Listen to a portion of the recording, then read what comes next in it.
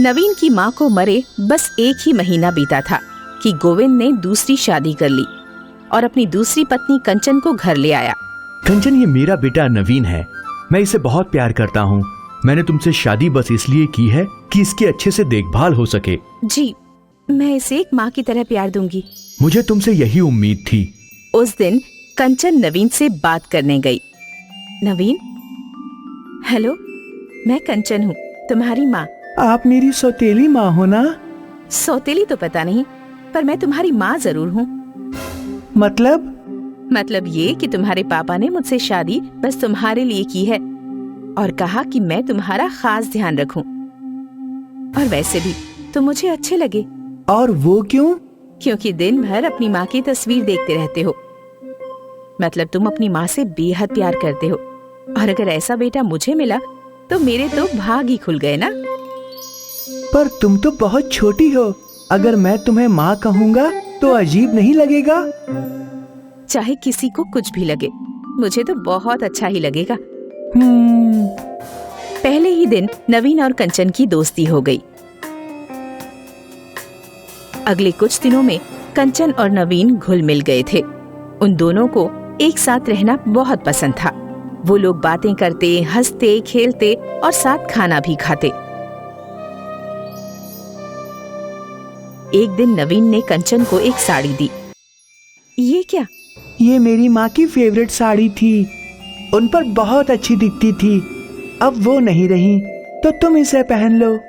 जरूर, ये साड़ी तुमने मुझे दी है तो मैं जरूर पहनूंगी। रुको, अभी पहन कर आती हूँ। कंचन कमरे में गई और उसने वो साड़ी पहनी, पर जैसे ही उसने वो साड़ी पहनी वो अदृश्य हो गई। तभी गोविंद दरवाजा खटखटाने लगा। कंचन, कंचन। कंचन ने झटपट दरवाजा खोला, पर वो गोविंद को दिख नहीं रही थी।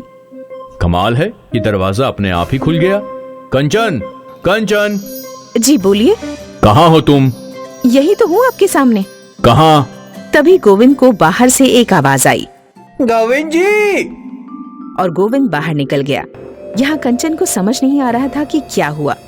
वो शीशे के सामने खड़ी हो गई और उसने देखा कि वो दिख ही नहीं रही थी।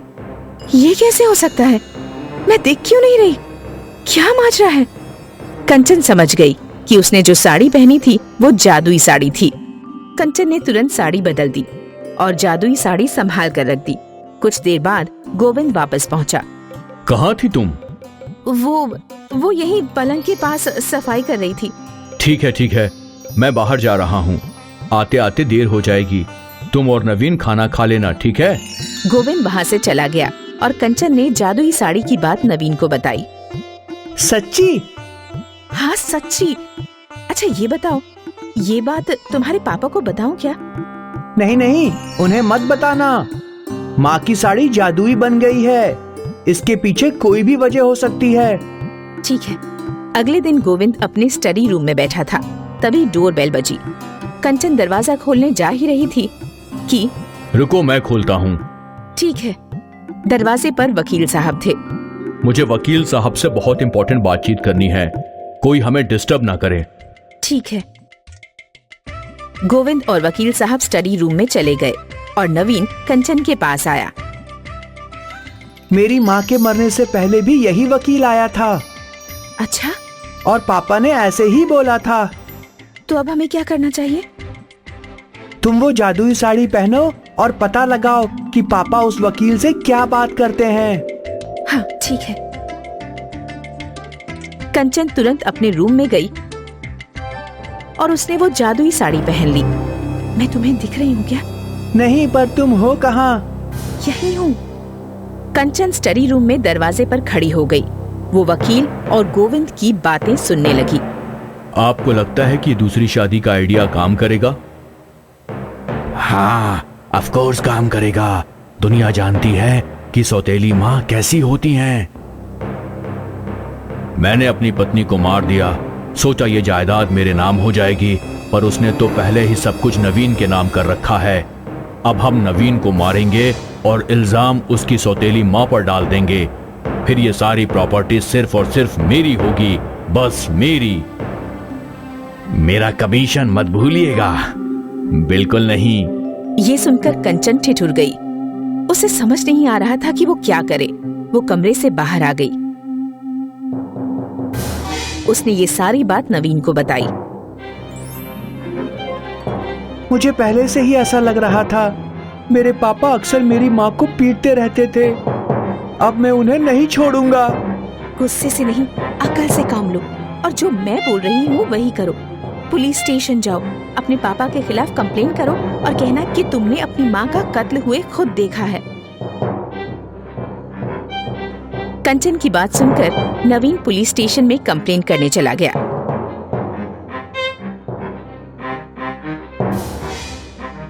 पुलिस नवीन के साथ उसके घर आई। Govind, you are under arrest. पर क्यों? अपनी पहली पत्नी के कत्ल के जुर्म में। लेकिन मैंने उसका खून नहीं किया। आपके बेटे ने खुद खून होते हुए देखा है। क्या ये हो ही नहीं सकता? ये वहां था ही नहीं जब मैंने इसकी मां को मारा। देखिए इंस्पेक्टर, इन्होंने खुद कबूल कर लिया कि इन्होंने नवीन की मां को मारा है। गोविंद, अब चलो हमारे साथ। तुम्हारी असली जगह जेल में ही है। गोविंद को पुलिस पकड़ कर ले गई और फिर नवीन और कंचन हंसी खुशी माँ बेटे की तरह रहने लगे। कौन कहता है कि सौतेली माँ माँ नहीं होती? माँ की जादुई साड़ी ने अपने बेटे की जिंदगी बचा ली।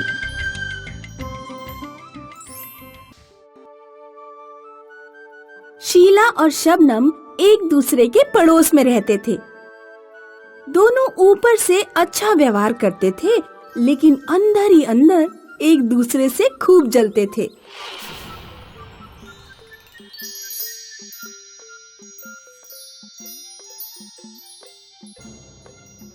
शबनम, मेरे मायके से कई क्विंटल मूली और गाजर आई हैं। लो, कुछ किलो तुम भी रख लो। बहुत बहुत शुक्रिया शीला बहन।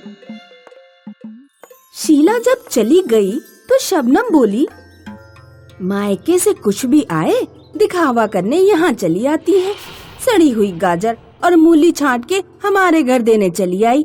सुनो जी, आज ही बाजार चलो, मुझे ढेर सारी साड़ियाँ लेकर आनी हैं। लेकिन गाजर मूली का साड़ी से क्या लेना देना? वो मुझे जलाने आई, अब मैं भी उसे जलाऊंगी। शबनम बाजार जाकर दर्जन भर साड़ियाँ खरीद लाई और एक साड़ी शीला के घर लेकर पहुंची।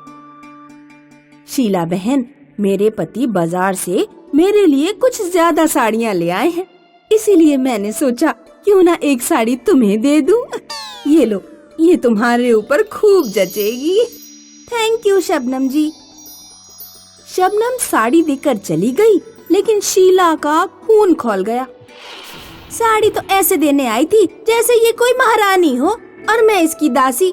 सुनो जी, मुझे कोई इतनी महंगी साड़ी ला कर दो कि साड़ी की चकाचौंध देखकर शबनम की आंखें फूट जाएं।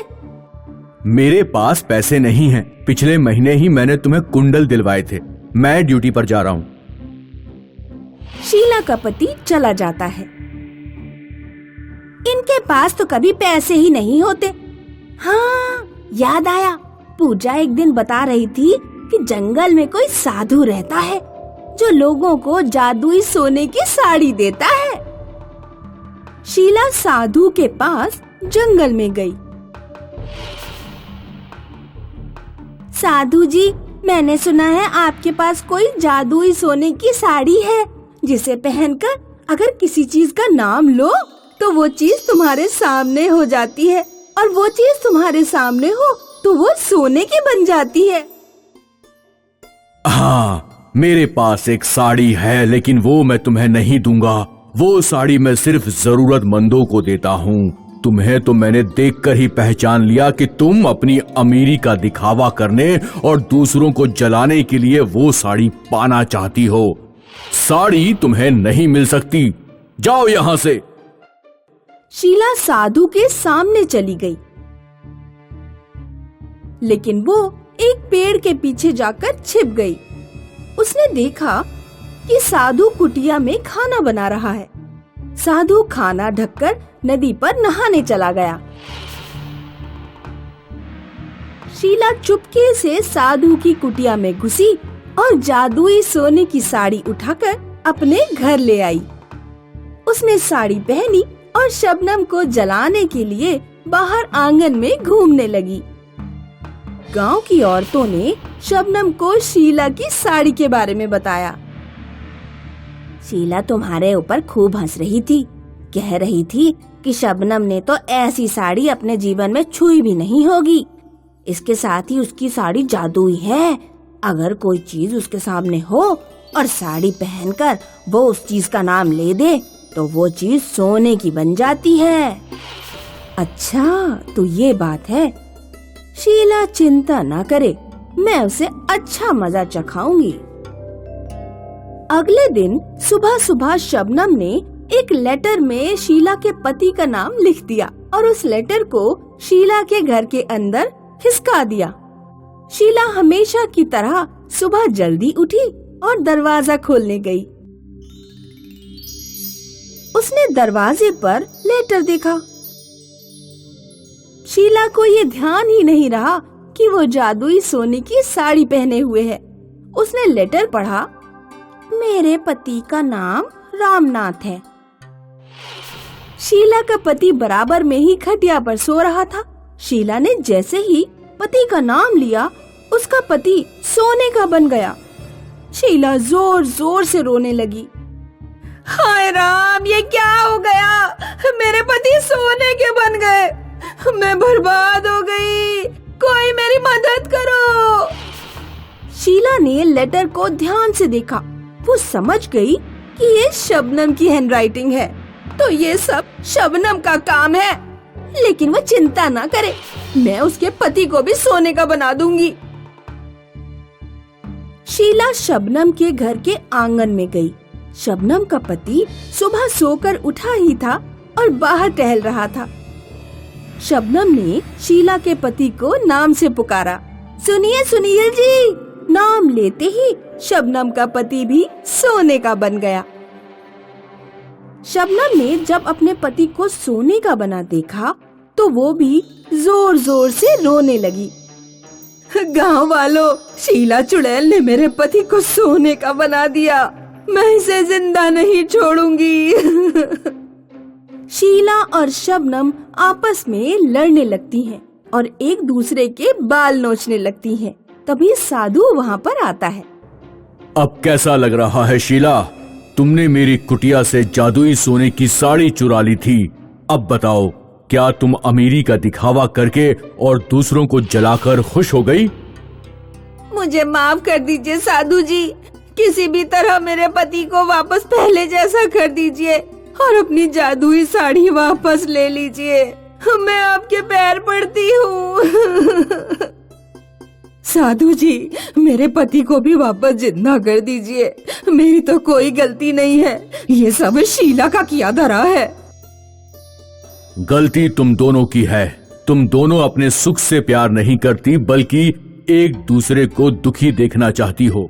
अगर जिंदगी में खुशी हासिल करना चाहती हो तो दूसरों को दिखावा करना छोड़ो और तुम्हारे पास जो है उसका आनंद लो, उससे खुश रहो, वरना ये पूरा जीवन इसी तरह दूसरों को दुखी करने में निकल जाएगा और हाथ में कुछ नहीं आएगा। शीला और शबनम साधु से माफी मांगते हैं और वादा करते हैं कि आज के बाद वो एक दूसरे को दुख पहुंचाने की कोशिश नहीं करेंगी और प्रेम से मिलजुल कर रहेंगी। साधु उनके पति को दोबारा इंसान बना देता है और जादुई साड़ी लेकर चला जाता है।